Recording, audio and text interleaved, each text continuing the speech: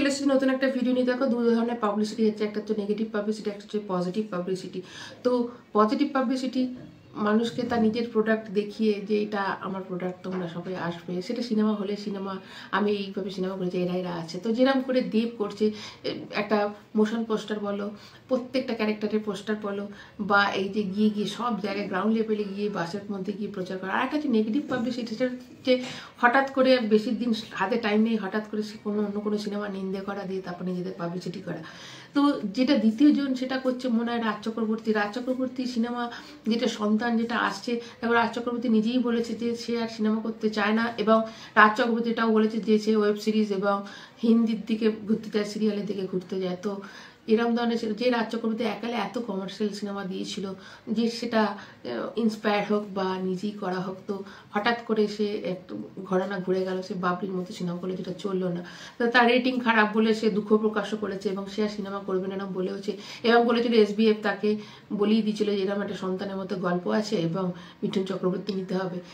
তো সে সিনেমা বানিয়েছে, এবং সিনেমাটা নিয়ে তার জন্য খুব একটা কোনো মাথা ব্যথা নেই, যে একটা সিনেমা করতে বলেছে আমি করে দিয়েছি, এবং যেহেতু আমি আর এরপরে সিনেমা করবো না, চলুক না চলুক আমার কিছু এসে যায় না। তারপর হঠাৎ করে এরকম একটা নেগেটিভ পাবলিসিটি করে দিল। দেখো, সিনেমাটা ভুললে চলবে না। অনেকেই এখন রেগে গিয়ে এই সিনেমাটাতে যারা ক্যারেক্টার আছে, আর্টিস্ট আছে, যেমন মিঠুন চক্রবর্তী, অনুসূয়া মজুমদার, এদের বয়স্ক বুড়ো বুড়ি বলে সম্বোধন করছে, বা খারাপ করে সম্বোধন করছে, বা এই সিনেমাটা আমরা দেখবো না। কিন্তু দেখো, যারা করেছে তাদের তো কোনো দোষ নেই। তো এটাই বলবো, দেখো এমনিতেই বাংলা ইন্ডাস্ট্রিতে এখন কম সিনেমা আছে, তারপর যদি এরকম করে শত্রুতা রাইভারি করা। এখন দেখো হিন্দি ইন্ডাস্ট্রিও খাতরে মেয়ে আছে, এখন সবাই এখন তেলেগু ইন্ডাস্ট্রি মানে দক্ষিণ ভারত ইন্ডাস্ট্রি নিয়ে বেশি মানুষের টেস্টটা সম্পূর্ণ পাল্টে গেছে। সেখানে এমন একটা ধ্বংসের মুখে দাঁড়িয়ে আছে আমাদের বাংলা ফিল্ম ইন্ডাস্ট্রি। সেখানে পুজোর সময় 3টে সিনেমা রিলিজ করলো, এবং সব থেকে ভালো যে সিনেমা বহুরূপীতে কিন্তু প্রচুর প্রচার করেছিল, তারপরে তার সিনেমা হিট করেছিল। যদিও সিনেমার মধ্যে অবশ্যই মেটেরিয়াল আছে হিট করার মতো, কিন্তু সে কিন্তু পিছনে হাঁটেনি। যত ধরনের প্রচার করা যায় তত ধরনের প্রচার করেছে, সেখানে শাস্ত্রীর কোনো প্রচারই পায়নি, এবং শাস্ত্রী সিনেমাটা যদিও চলেনি। তো সেখানে দেবের মতো সিনেমাকেও হার মানিয়ে দিয়েছিল। তো এখানে যদি সেরকম ভাবে যে এখানেও দেবের সিনেমাকে আমি হার মানিয়ে দেবো, সেটা কিন্তু নয়।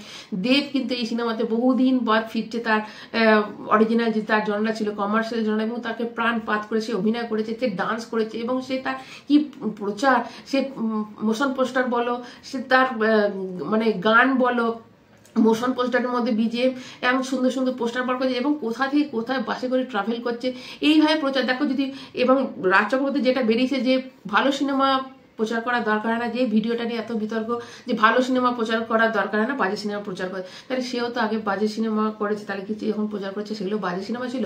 ভালো সিনেমা বানাবো, প্রমোশন করবো। আমরা তখনই প্রমোশন করি বেশি যখন আমরা খারাপ সিনেমা বানাই।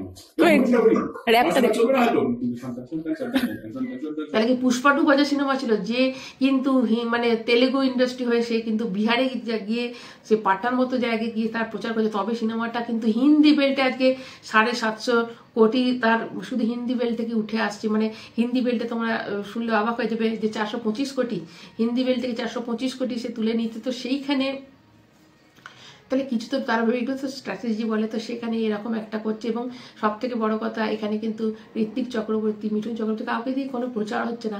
এবং যে ভিডিওটা এসেছে সেখানে কিন্তু এই সিনেমার নায়িকাও কিন্তু কোথাও একটা খিল্লির মধ্যে সম্মিলিত মানে রয়েছে। যদিও আমি একদমই মানে সামনে থেকে বলবো না যে এই সিনেমাটাকে অ্যাটাক করা হয়েছে, কিন্তু এই যে কথাটা বলা আছে, আমি শুধু এই পার্টিকুলার এই কথাটা বলবো যে ভালো সিনেমার প্রচার করার দরকার না। অবশ্যই যে কোনো প্রোডাক্টের, যদি সিনেমা একটা আমার প্রোডাক্ট হয়, সেটাকে লোকের সামনে এগিয়ে দেওয়া, পরিবেশন করা, নিয়ে গিয়ে বলা এটা আমার প্রোডাক্টটা একটা, আমি যদি প্রোডাক্ট তৈরি করি এটা আমার কর্তব্য। আমার পাবলিক হচ্ছে, মেন হচ্ছে জনতা জনার্দন। তার অনেক বাজে সিনেমা ভালো লেগে যেতে পারে, তার ভালো সিনেমাই ভালো লেগে যেতে পারে। সিনেমা হচ্ছে একটা ফিলিংস, তো হচ্ছে এই ফিলিংসের সাথে কোন মানুষ কখন কানেক্ট হয়ে যায় কিচ্ছু বলা যায় না। তো সবার আগে আমাকে কানেকশন তৈরি করতে হবে পাবলিকের সাথে। পাবলিক হচ্ছে শেষ, আমি বলতে পারি না আমার সিনেমা ভালো না বাজে, দর্শক বলবে, দর্শকের কাছে কোনটা ভালো। শেষ দিনে কিন্তু দর্শকরা কথা বলবে, দর্শকরা কিন্তু হল থেকে বেরিয়ে এসে বলবে এটা দারুণ সিনেমা। এই যে যারা বলতো গুরুদেব, আমাদের গুরুদেব মিঠুন চক্রবর্তী, আজকে কোথাও যেন তারা ঘা গেয়ে গেছে। আজকে দেবের যারা ফ্যান তারা কোথাও হয়তো বয়কট করে দিতে পারে, তারা এটাতে এত হার্ট হবে।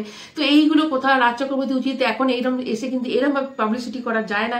কোথাও এসে যদি একটা বলে দেয় যে আমি এরকম ভাবে বলতে চাইনি, এই কথাটা অন্য মানে ধরা হয়েছে, হয়তো ধরাই হয়েছে অন্য মানে, তো সেটা যদি একটু ক্লিয়ার করে দেওয়া হয়, আমি তো বলবো সবারই সিনেমাটা দেখা উচিত।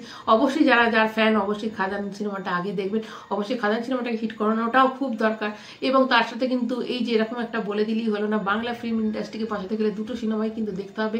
এবং আমি তো বলবো সেই গুরুদেব যারা বলতেন এবং যারা বলো যে মিঠুন চক্রবর্তী গুরুদেব, তো অবশ্যই তার সিনেমাও তোমরা দেখবে।